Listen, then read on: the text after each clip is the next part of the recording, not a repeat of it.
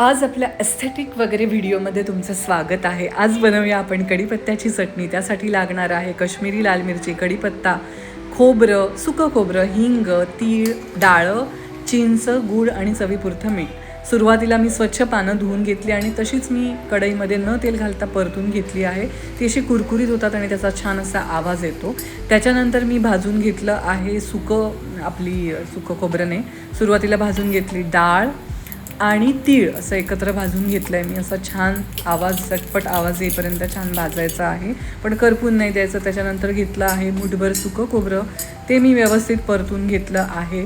त्याच्यानंतर थोडंसं तेल टाकून मी आपली काश्मीरी लाल मिर्च 5-6 भाजून घेतलेल्या आहेत। तिखट नसतात त्यामुळे जास्त टाकलं तरी काही हरकत नाही।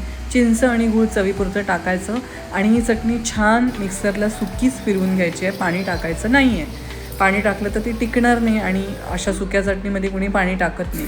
तर ती छान फिरवून घेतल्यानंतर त्याच्यामध्ये आपल्याला मीठ टाकायचं आहे आणि पुन्हा एकदा फिरवून घ्यायची। आपली छान चटणी रेडी झालेली आहे।